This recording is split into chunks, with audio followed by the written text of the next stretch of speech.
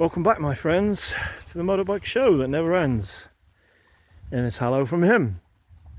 Well, as you can see, we have snow on the ground. It's the 1st of November, but a bright sunny day and one of the last chances to get out on the bike.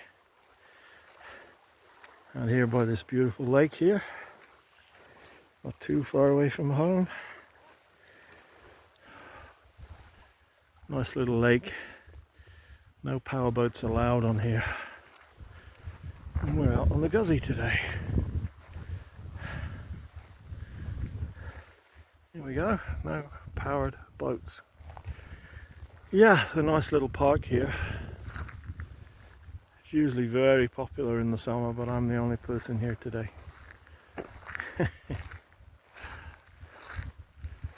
Yeah, the leaves are gone off the trees.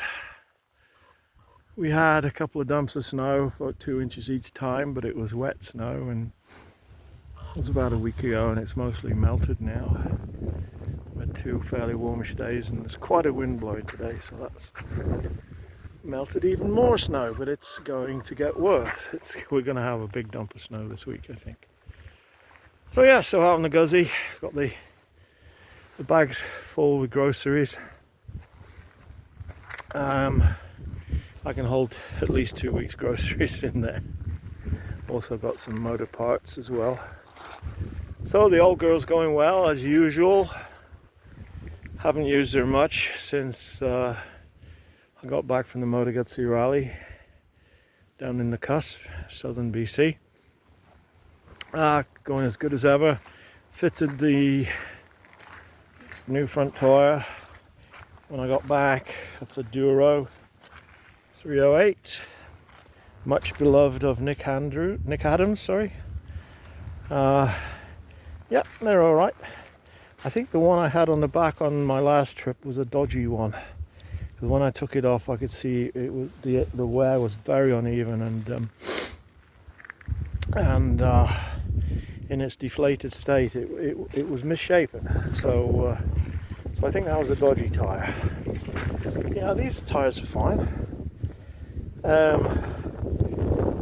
I recommend them for the kind of speeds that this bike does. They're P rated, so 93 mile an hour sustained speed, and it's not often I do that on this old girl. Yeah, she goes good. Being a Moto Guzzi from made in warmer climes, she does not like cold weather. She starts alright, but you got to choke her, right? Well, no, you don't choke her. You have to tickle the carburetors because she's got armholes on, so you have to tickle them quite a bit. I took the chokes out. You can see there's no choke lever, there's no choke cable there. Took the chokes out because, you know, they're a bit of a pain in the arse, but although the cables are still there, they're tucked under the tank, so I could put the choke slides back in if I contemplated running in cold weather. She doesn't need them in the summer, but she does need them in winter. She starts all right, but until she gets warm, she's very reluctant to move off.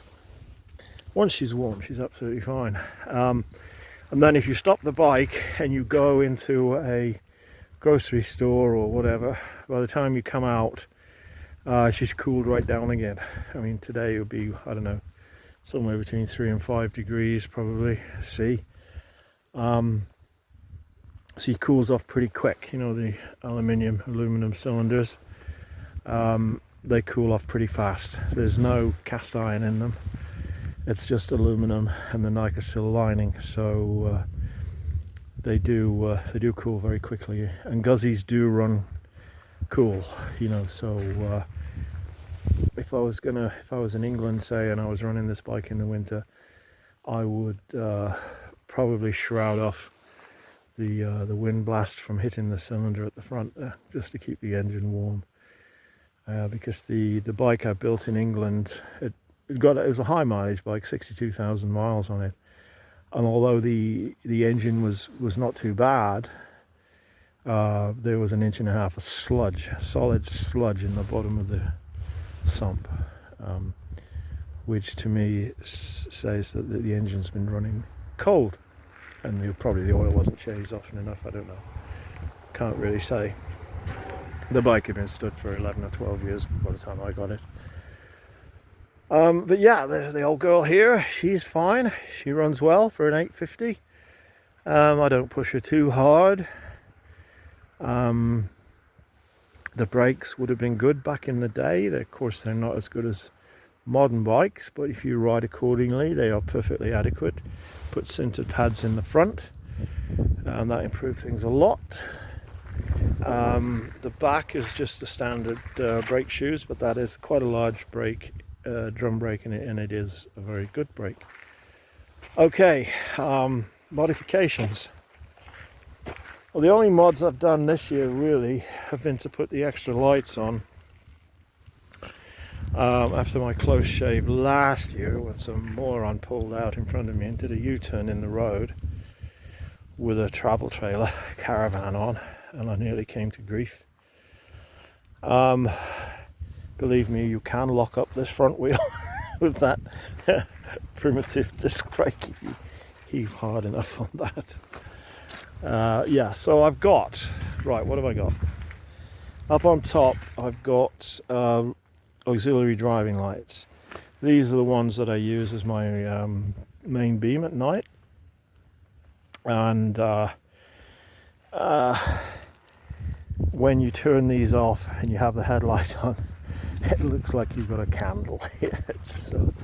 It shows the inadequacy of the headlight, but that is it's a Lucas headlight off a Land Rover, actually, an H4 halogen. Yeah, it's a Land Rover headlight, and the reflector's not the best you've ever seen, but we will get a better one. But I'm loath to put an LED headlight on them because I think they look bloody awful. I know I've compromised with LED additional lights, but it's just the name of the game. With a dynamo or generator power there, I don't want to overload it with 100-watt bulbs up here. So yeah, so those are my auxiliary driving lights, and these are my long-range spots. And the long-range spots are for driving at night, if I get caught out at night away from home, because we have so much wildlife on the roads that you want every ounce of light you can get out ahead of you, and they work good too. They don't draw a lot of power. I forget how much, probably 20 watts the whole lot. I don't know, somebody could probably tell me that, but they don't tax the generator too much, the dynamo too much. Yeah, because if you look around, you know, you can see what the terrain is like, and there's a lot of deer live in those forests. A lot of moose too, and elk. Well, not elk here, but there are elk not far away. They're terrible things to hit with a motorbike. And moose are the worst because their hair is not reflective, and you don't see them until you're just about to hit them when you pick up the silvery hair on their legs. So I don't ride at night if I can avoid it. But anyway, this is a kind of beautiful place where we live, and it's nice to enjoy it today when there's nobody around, just me and my bike. Sasha Dog's not with us because it's kind of hard to transport her on a bike, but she sends her regards and hopes that all the viewers of the channel, all one or two of you, are doing well, enjoying life, riding your bikes if you can. If you're in the southern hemisphere, your motorcycle season is just beginning, and if you're in the northern hemisphere, it's just ending. So there we go, 1st of November. Nice sunny day. I never thought I'd be out this late on my bike, but she's insured until the 5th of November. Remember the 5th of November. I'll probably get one more day tomorrow, and then it's supposed to snow again. So there we go. Enjoying it while we can. I haven't got much else to say. So until next time, take care of yourselves, look after one another. Rubber side down, shiny side up. Don't do anything I wouldn't enjoy, and if you get caught, tell lots of lies. Bye bye.